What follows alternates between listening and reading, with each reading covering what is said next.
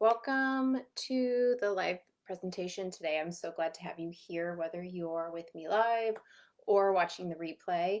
Feel free to throw comments in the chat. Let me know where you're coming from in the world. Let me know what you're struggling with right now. And also, if you're watching the replay. If you've never attended one of these trainings before, I just want you to know that you can access all of the replays of my past trainings in the guide section of this group, as well as a bunch of freebies. There's another section in the guides area with freebies that I hope give you some tidbits, pro tips where you can get a small win right away. The other thing I want to usually say is just if you see me looking to the side, I have notes. I prepare for these. I try to give you as much information I can in a short period of time. I really want you to be able to take home something actionable, something that you could try differently. So if you see me looking to the side, I'm tracking with my notes to make sure I hit everything that I wanted to. So I had a member of the group reach out saying she wanted to learn more about what to do when pacing is really hard. And this comes up sometimes, right? Like sometimes we are at work, or it's a week where more is going on, or we just have a lot of responsibilities, or we're doing this really fun day that we know is a lot for our body, but we want to do it anyway. And there just really isn't a way to pace it. So we just participate knowing we will probably be in a flare up afterwards. There are a lot of different versions of how this can show up. And so that's what we're talking about today. We can't pace all the time. It's not possible. So then what do we do if we can't? And so we will talk a lot about pacing, and at the end, I'll describe how all of this is related to those situations in which we can't pace. You'll hear me use a phrase, empowered pacing. And I separate that from just the word pacing. I think pacing is a word that's thrown around a lot. It's a term that's familiar to a lot of people navigating chronic pain and chronic illnesses. Maybe we kind of know what that means, but empowered pacing is less elusive. You're not as helpless, you're not as confused, you're not trying to muddle through it on your own. Empowered pacing is where you have specific guidance on how to apply pacing in your everyday life. Pacing on its own, just this term, does feel pretty elusive, right? Maybe we've heard this from our providers, but maybe we don't really know how to do it. And maybe they don't tell us how to do it. And that can leave us feeling pretty frustrated, searching for answers.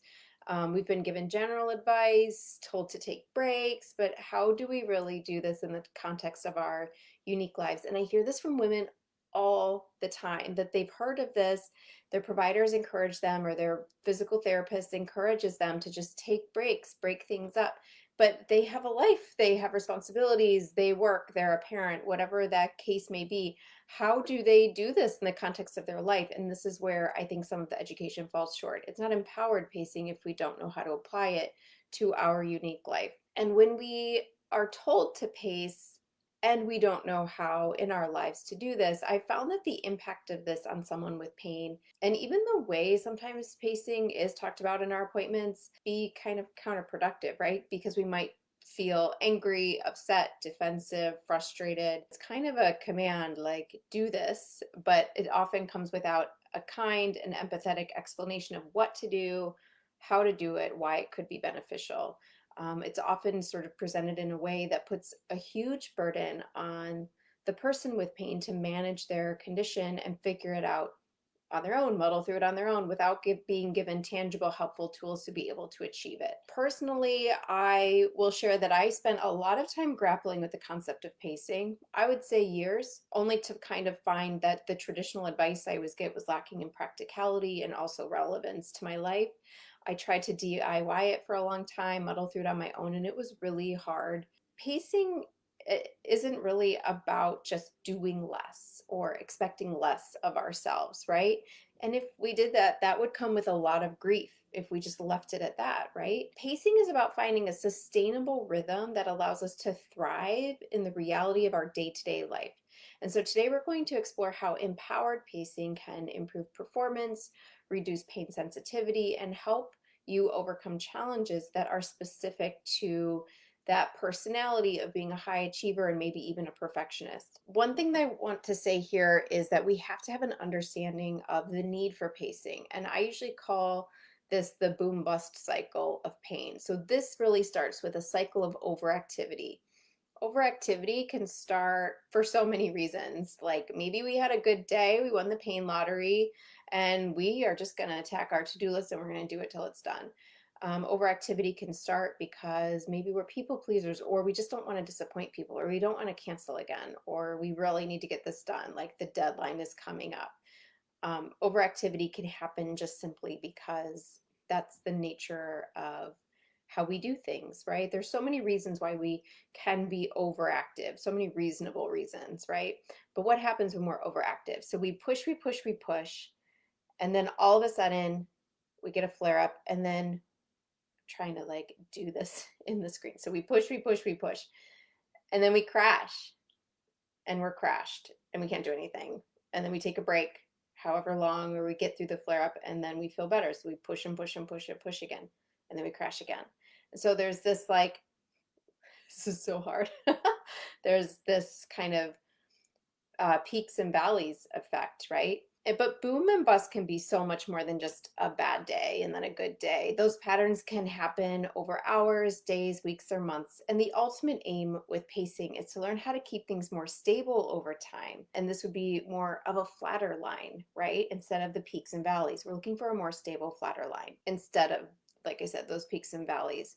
And I think a lot of us, like, we get it, right? We know how to pace the big stuff or take breaks. Maybe if you work from home, you've figured out how to sustainably do that. Rest before you go out, say no to things if it's already too much.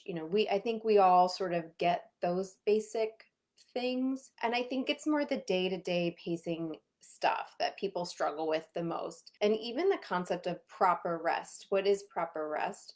But aside from rest, what are the activities we do that are lighter or that don't require physical movement? And we'll talk about that. But just kind of how to implement pacing throughout every day, right? We get very good at pushing through, but this can be to our detriment. And I'll talk about that in a little bit.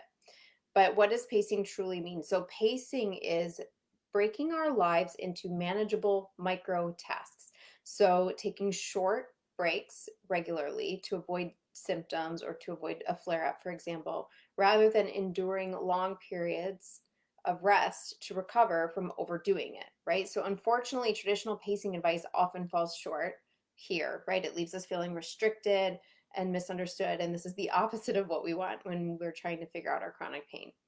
To effectively manage chronic pain, we really need practical, tangible pacing strategies that are tailored to our unique needs and our unique lives. This is what makes it empowered pacing. It's about finding a balance that allows you to live your life to the fullest without sacrificing your health and well-being. Empowered pacing isn't just about managing symptoms, managing flare ups.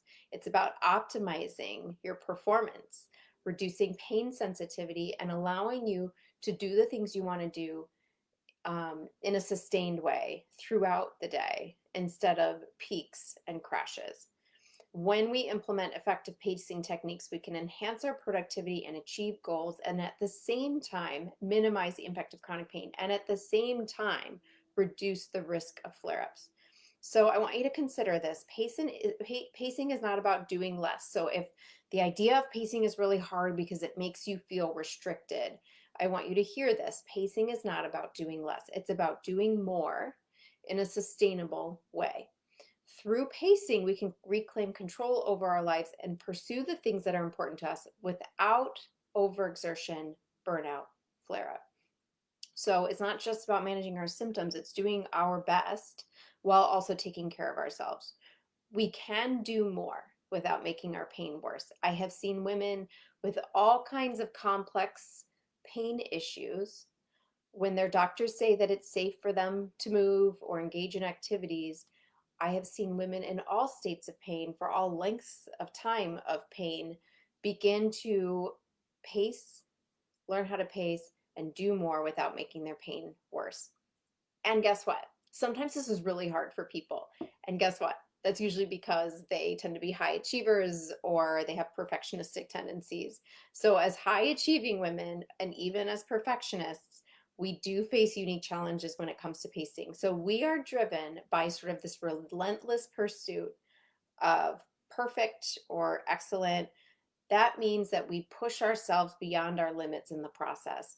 The pressure to perform, right, leads to this cycle of perfectionism, and it makes it really difficult to prioritize self-care and pacing. And I will admit and acknowledge that many of these habits of being a high achiever or a perfectionist, they have served us in different roles and in different environments. I likely would not have made it through graduate school without a healthy dose of perfectionism, right? But they do not serve us with chronic pain. And here's where I think it becomes really hard. So, an essential part of pacing, and we'll talk about this in a minute, is finding your baseline. The hard part is accepting your baseline. So, people tell us you need to accept your pain, you need to accept that this is the way your life's going to be, blah, blah, blah, accept, accept. The thing you have to accept that actually I think people need to accept and that is really hard to accept is your baseline. Where you are right now, what is the amount of activity you can do in a period of time, for how long, without triggering a flare up? Because if we don't accept this baseline, that means we're going to push through every time. And if we don't build from a baseline of activity, we just end up flaring up our pain. Our body remains extra sensitive. Our brain remains overprotective, protecting us with pain, and we stay in a constant boom bust cycle. So if we can accept the baseline, the first step, we can build from that. And then we can start making our lives busier. And so when I get pushback on this about, this is so hard, like this baseline is such a small amount of time, like I can't tolerate that. I'm just used to being able to do more. I would say most of the time when people do accept it and they try pacing based on this baseline, calculation that we make, and they try it, even though it's hard, I would say 95% of the time they come back and they actually tell me they enjoyed it more, they were more productive, and they felt better. And also, the baseline, if we're building from this, we can think of this as temporary. This is just a starting point. It's temporary, and actually, you can build faster if you're accepting your baseline than if you continue to ignore it and push through it. And then all we have to work with are flare up after flare up and a sensitive body. From a personality standpoint, and the expectations we have of ourselves, to which I am very familiar, an essential it's essential to recognize this about yourself and these challenges and develop strategies to overcome them. So in my group program, this comes up all the time, as you can imagine. And we have specific strategies to help these women kind of manage those frustrations, the resistance, the barriers that come up in the moment. But when we can embrace flexibility, self-compassion, acceptance for where we are today, we can navigate the complexities of pacing with resilience and move forward. Okay, so I'm just going to share a few tips regarding general pacing approaches and hoping that this might offer a fresh perspective on managing energy and pain. When I think of pacing for chronic pain, I think of proactive pacing, and this is the opposite of reactive, right? So proactive means having a plan, as opposed to just being reactive in the moment when you're in the middle of your day or you're feeling your pain or something happens. When we are proactive and we are planning how we will pace something, this empowers us to take control of how we release our energy throughout the day and make conscious choices about how we are going to allocate our resources throughout the day. When we break activities into manageable tasks and incorporate micro breaks, we can maintain stability and prevent burnout. So let's jump into that. So being proactive and planning ahead. So that could be thinking ahead about your day the night before, thinking ahead about your week on Sunday, thinking ahead about your month. Depending on how you like to move through life, this might be a fresh perspective for you. Now, when we're talking about the general idea of pacing, which is breaking things up into more manageable tasks and subtasks, what does that mean?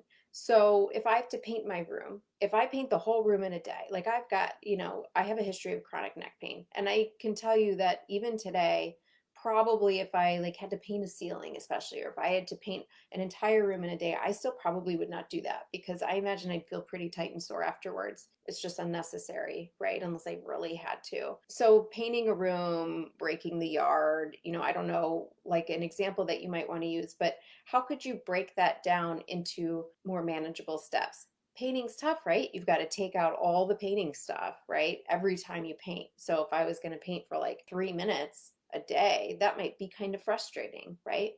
So there's a few ways you can think about breaking things into more manageable periods of time or subtasks, right? Like maybe one day you just get everything ready, find all the materials that you're going to need for your painting.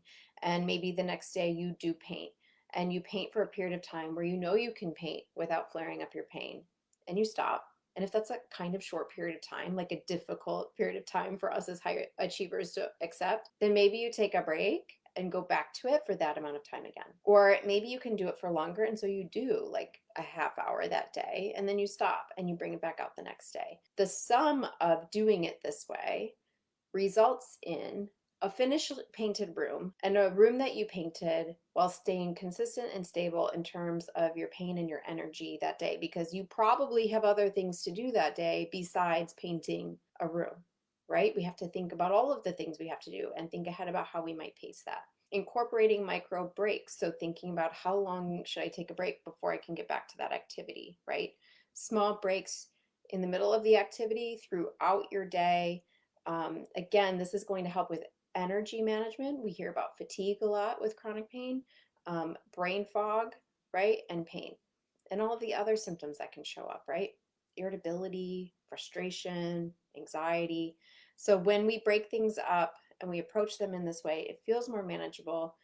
It's sustainable, right? You can get to other stuff that day. You're not crashing on the couch at 4 p.m. or 12 p.m. and you're completing things that you need to do.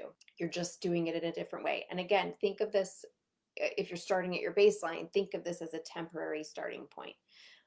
Another kind of pro tip is that we can alternate different types of tasks: light tasks, heavy tasks, mental tasks, physical tasks, thinking ahead about how you might alternate these throughout the day. Oh, and just a little kind of blurb about micro breaks, taking those throughout the day. Not only do they serve to kind of break up the physical activity, but they're also a way to check in with ourselves. How's my body feeling right now? How's my tension?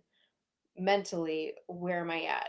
What's my burnout situation? You know, it allows us time to check in with our bodies before returning to the things that we need to do. And when we integrate just these simple pacing techniques into our daily routines, we can cultivate a more sustainable way of getting through our day.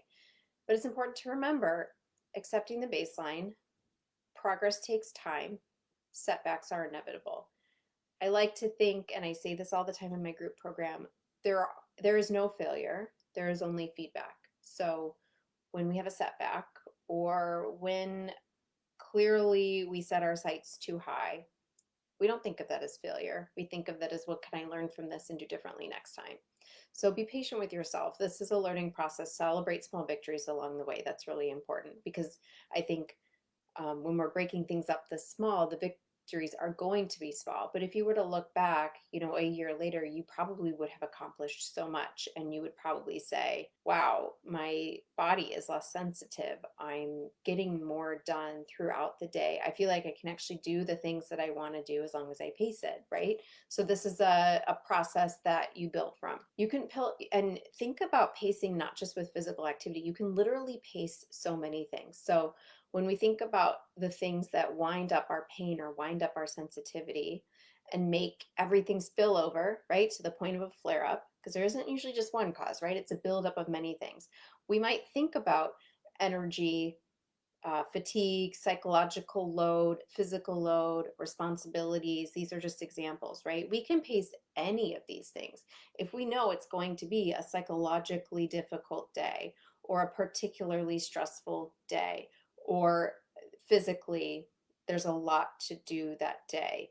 Or from an energy standpoint, you just know, like like for example, if I would say I'm an introverted extrovert, right? And so I pace my social time. If I want to remain fresh and fun and enjoy these activities myself, I pace it. So I don't push through social activities. I make sure I have a predetermined way that I'm going to integrate social activity into my week or my day. So there's so many ways that we can pace all kinds of things in our lives that have the potential to just dial up our nervous system. So I don't want you to limit the idea of pacing to just physical activity. And just some examples to give you some ideas. Sometimes we can just get going on an activity, right? And because we're getting it done and that feels good, sometimes it's hard to stop, even though we've planned ahead when we might stop.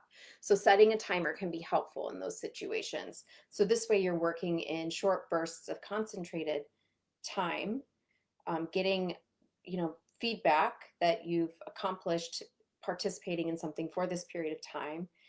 You know that it's time to take a break, and then you know that you can either go back to it or start doing something different after your break is over, right? You can apply pacing to something as simple as making something to eat. So, how can you break up making dinner into smaller chunks? This is for a different reason, but for example, today it's a particularly busy day after I pick my children up from school.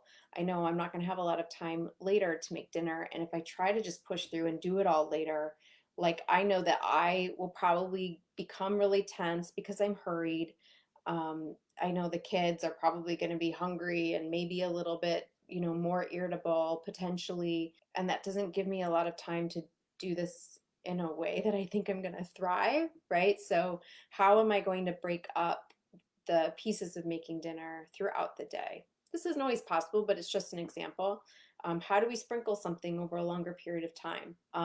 Or, you can go chop something and then do some writing and then go back and make the dressing and then go rest in bed. And then by the time it comes to cook it, it's more about like throwing things together instead of standing up for an hour lifting things or getting so exhausted that you're just in a flare up and now you're not hungry. Another idea of pacing that I think a lot of people don't think about, if you have physical therapy exercises or even a stretching routine, does it have to be done all in one go? Can you spread them out throughout the day, especially if that's what your energy requires?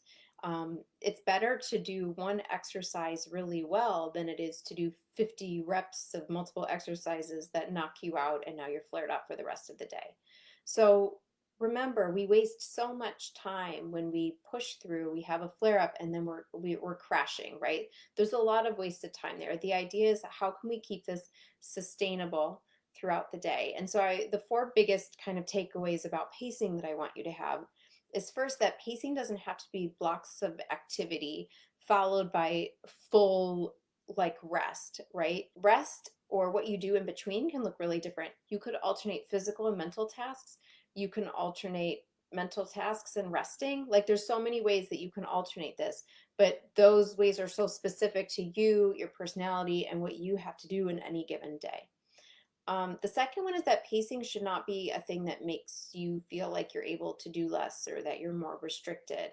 Of course, it can be a challenge to accept that baseline at first, but the aim of it is to enable you to do more things in a sustainable way over time. And the only possible way to get you there, to get you to this place where your life is bigger than your pain, is to pace in this very specific way by starting at a baseline. The third thing is that pacing needs to be proactive and not reactive. It's better to plan ahead about how you're going to insert breaks or switch around your activities throughout the day than to try to figure it out if you already feel like total crap and now you have to take a substantially longer break to recover. And the fourth one is just that concept of a baseline and acceptance of that.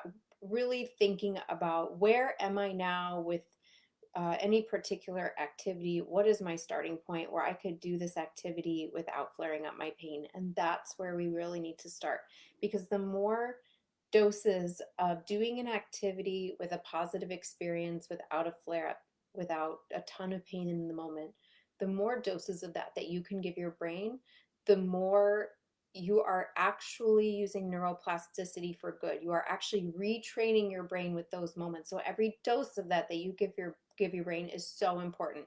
It reduces sensitivity in the body, it reduces protectiveness of the brain, and it expands what your brain thinks you can do. So movement activity is the number one safety generator for the brain. We just have to figure out how to do it. And so to get to the question, right? So here I am at the end of this presentation, and I'm now finally answering the question of the woman in the group who said, like, sometimes I have to work and like I can't pace those days. And I've had all kinds of examples of this. I've worked with a wedding photographer and she cannot pace a wedding day, right? Like you are responsible for somebody's magical photos of their special day, right? Maybe you have to be on your feet a lot at work. Maybe it's a week where you have a ton of deadlines and a lot to do, or you're running all over the place. Or, like I said, maybe it's a day that you just know you can't pace, a day of celebration. You're taking your kids to Disneyland, your grandkids to Disneyland, whatever. I always use that example. But maybe it's just a day that you can't pace, and sometimes we choose to do those days anyway. That can be part of your whole picture, right? You can allow these days to happen. And the way that I respond to this question is, if you pace 29 out of 30 days of the week, or if you pace 5 out of 7 days of the week, or if you pace more hours of the day than not, over time your body becomes less sensitive. Your brain becomes less protective. It protects you less with pain. You start to have less flare-ups. Your body starts to be able to tolerate more from an energy perspective, a pain perspective, a sensitivity perspective, a psychological perspective. When you pace as much or as often as you can, this means that when a day comes up and there's something super fun to do and you want to do it, and it might be kind of tough because it's like the whole day and you can't break it up. Like, I just had a woman in my program. She was going to go to a market with her friend. Another one went to the Grand Canyon. Those days will come up. There's nothing we can do about that. Maybe it's not for fun. Maybe it's like that week of deadlines. They are going to come up. They are going to happen. There's nothing we can do about it. The thing you do about it is what you do on the off days, on the other days of the week or the month or the other hours of that day. So we try to pace and spread things out over as much of a period of time as we can. When we can't, we want to make sure we're using pacing at all other possible times so that the body isn't going into that day that's hard to pace with more sensitivity. There isn't a quick fix to pain. And pacing is just another example of, this is something that will build upon itself if you stay consistent and if you do it and if you put in the work. So if this is something that you would like to learn more about how to do, this is literally I could stand here and teach people how to pace for the rest of my life and love it so much. The women in my program, they get a step-by-step guide for pacing.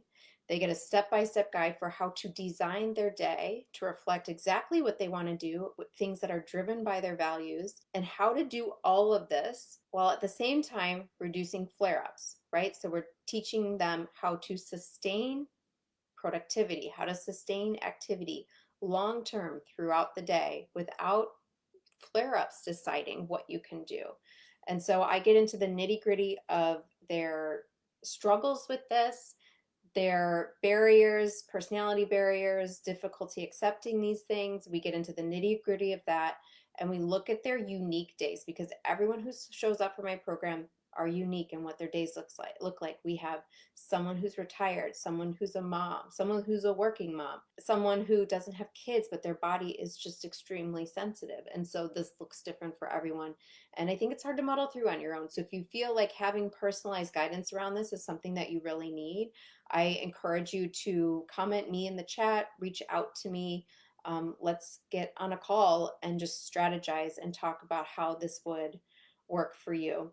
And I would say, if you're worried about being able to do a program like that, I would say, how long have you been dealing with this? How urgent is it for you to resolve this now? Stop muddling through it on your own. Let's work together and figure out what this would look like for you. Because the longer you push it down the road and keep trying to DIY it, the more you're going to spend money on specialists, doctor's visits, like tests, trying to figure out what's going on, instead of actually living your life. So how long can you afford to do that? I guess would be my question. So if you have any questions, you need any support around this, or you just want to have a conversation and strategize, please feel free to reach out. My DMs are always open. Other than that, I don't see any questions in the chat, and I'm just so glad that you are watching this and you're here. I've had a lot of new people join the group in the last month or so, so if this is your first training, welcome. I'm so happy to have you. I'm genuinely here to support you, so if you have any questions, please reach out, and in the meantime, please be kind to yourselves, and I will see you next week.